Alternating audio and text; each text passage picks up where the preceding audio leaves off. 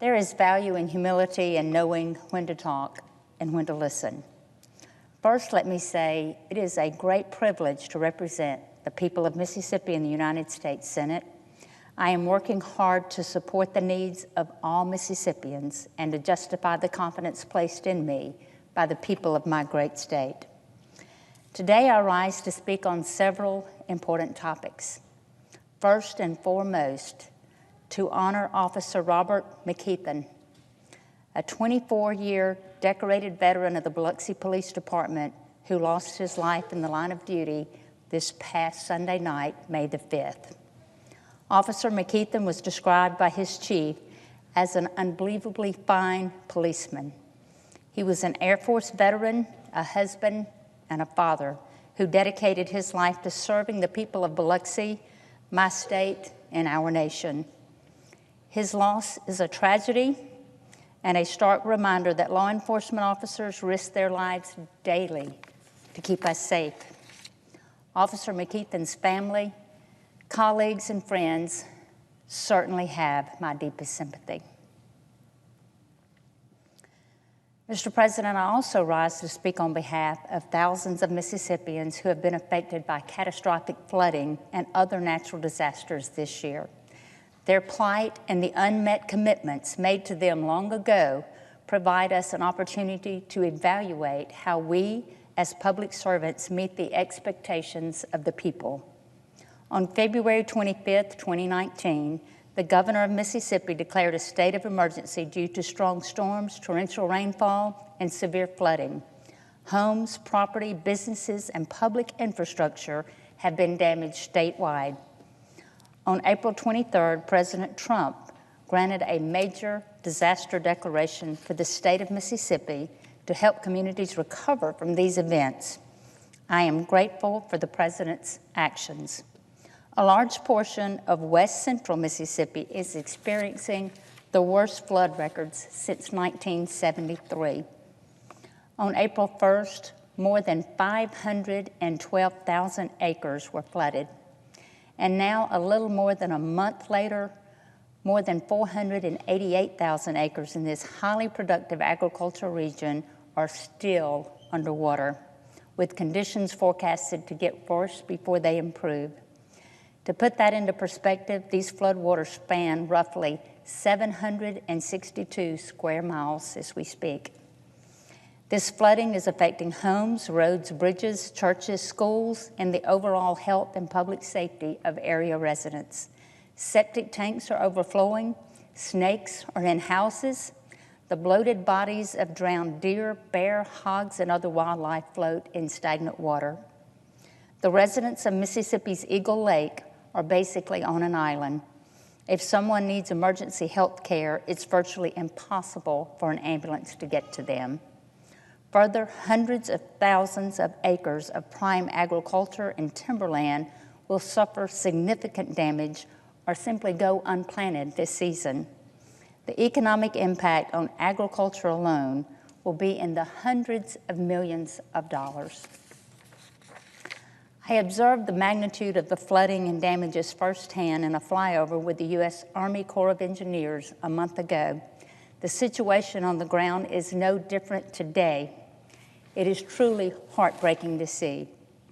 While the full extent of damage can't be assessed until the floodwaters recede and residents can return to their homes, Mississippians, along with those in the Midwest experience similar challenges, need relief also. I commend the Appropriations Committee Chairman and Vice Chairman for their continued efforts to reach an agreement on an emergency funding measure to help individuals and communities recover from natural disasters.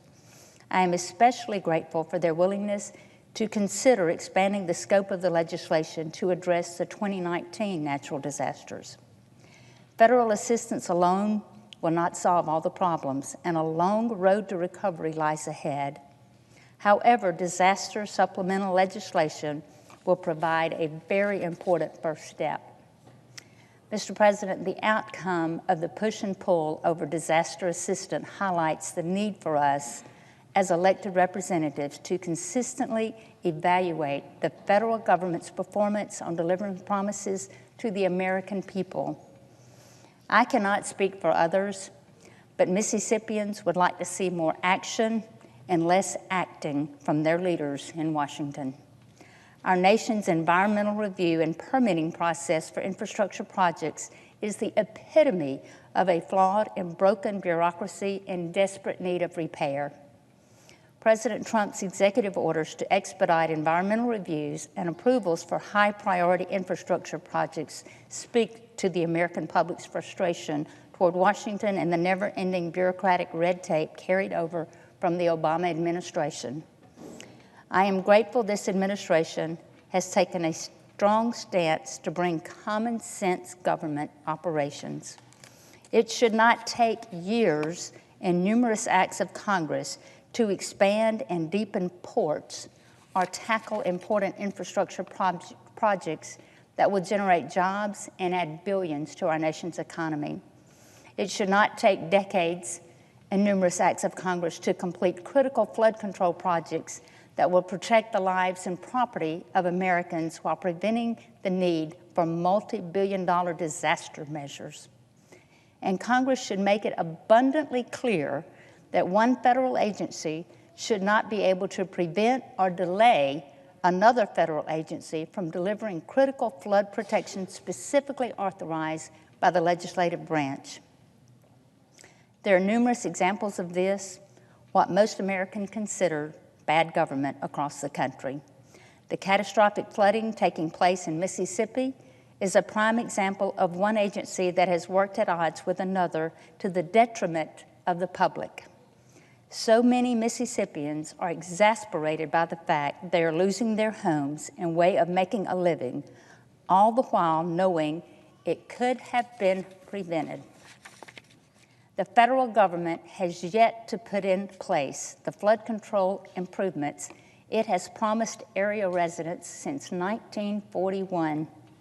The fact of the matter is they've made it worse. Make no mistake, today's flooding in Mississippi should not be happening.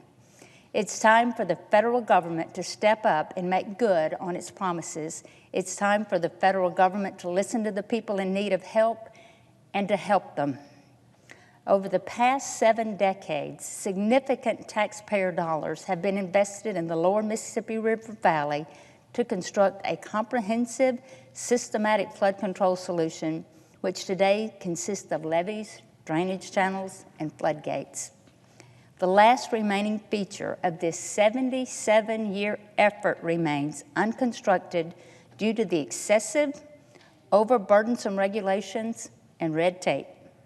Because of this, Mississippians are once again losing their homes and businesses, roads and bridges are being destroyed, and wildlife is dying, their habitat lost to contaminated floodwaters.